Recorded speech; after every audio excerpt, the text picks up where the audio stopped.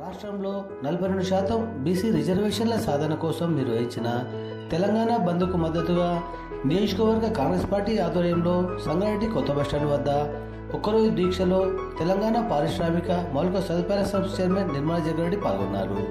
ఈ దీక్షా కార్యక్రమంలో టీపీసీసీ రాష్ట్ర ప్రధాన కార్యదర్శి తోపాజీ అనంతకిషన్, కాంగ్రెస్ పార్టీ నియోజకవర్గ ఇన్ఛార్జ్ ఆంజనేయులు, యూత్ కాంగ్రెస్ కార్యదర్శి కూన సంతోష్ మరియు కాంగ్రెస్ ప్రజాప్రతినిధులు, బీసీ జేఏసీ నాయకులు, మైనార్టీ సోదరులు మరియు కాంగ్రెస్ పార్టీ నాయకులు, కార్యకర్తలు, మహిళా నాయకులు పెద్ద సంఖ్యలో పాల్గొన్నారు.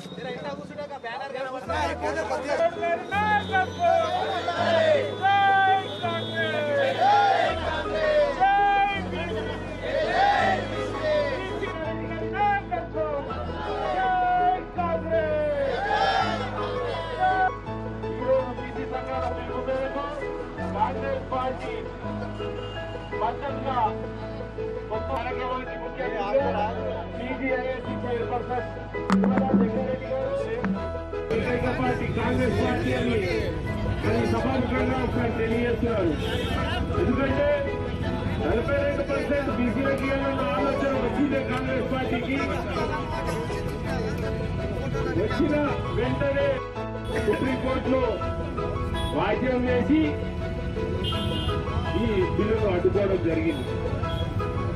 ఏదేమైనప్పటికీ బీసీ సంఘాలకు, బీసీలకు కాంగ్రెస్ పార్టీ ఎల్లప్పుడూ అండగా ఉంటుందని, వారికి మద్దతుగా సంఘీభావంగా మేము ఈరోజు ఈ దీక్షా కార్యక్రమం చేపడుతున్నామని తెలియజేస్తున్నాను.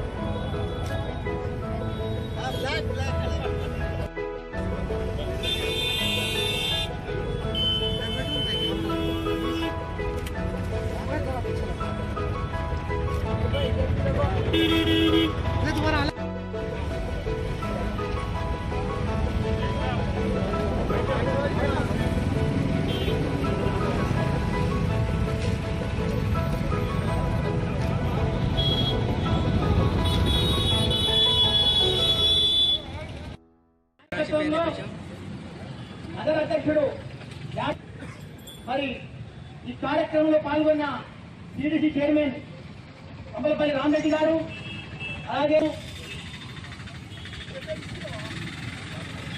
అలాగే ఈ కార్యక్రమంలో 42% బీసీ రిజర్వేషన్పై పోరాడి మరి ఇంతవరకు దేశ చరిత్రలో 42 బీసీ శాతంలో జీవో 90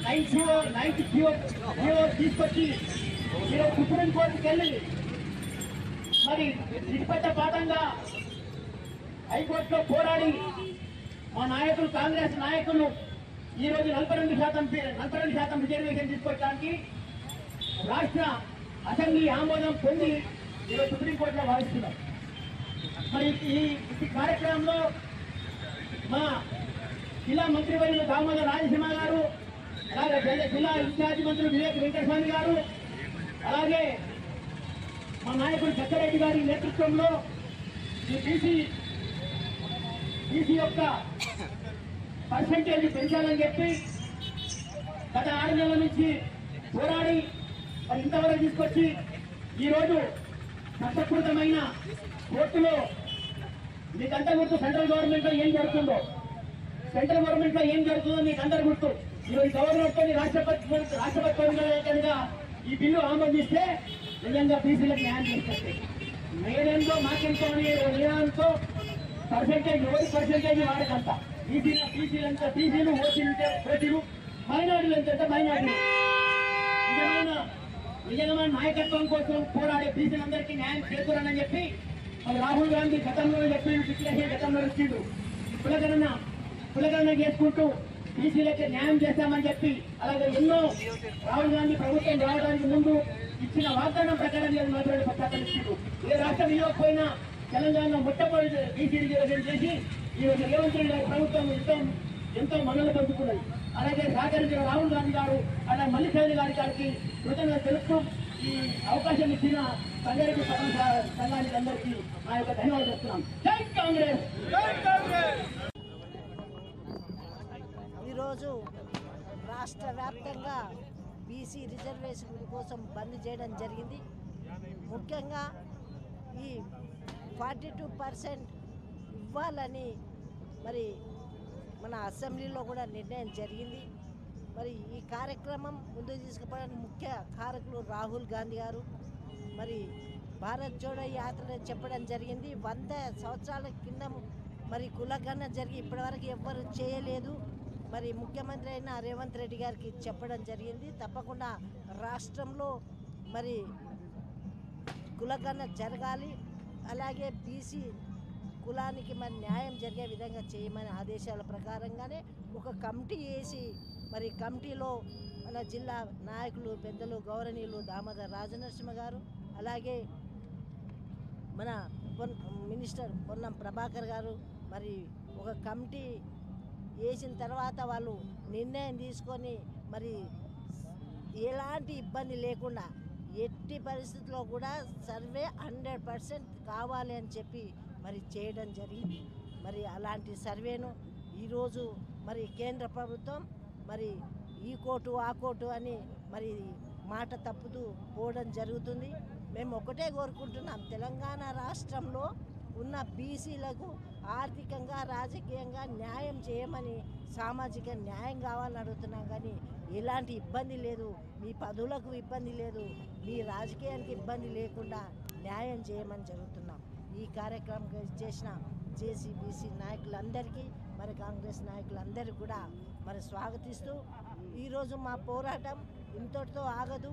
ఎందుకంటే ఒక్క చిన్న సంతకం గవర్నర్ గారు చేస్తే ఆమోదించాల్సిన పరిస్థితి పోయి మరి తెలంగాణ రాష్ట్రం అంతా కూడా మరి ఇబ్బంది పెట్టి బీసీలను మరి కించపరిచిన విధంగా న్యాయం చేయకుండా మరి ఈరోజు సెంట్రల్ గవర్నమెంట్ చూస్తుంది.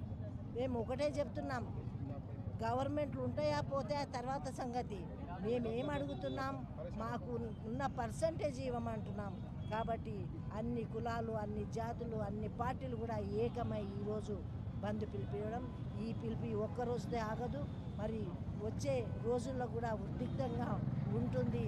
ప్రజలను ఇబ్బంది పెట్టకుండా మరి మన ప్రధానమంత్రి మోడీ గారు మరి తప్పకుండా ఈ సమస్యను నెరవేర్స్తానని మేము ఆశిస్తూనే ఉన్నాము.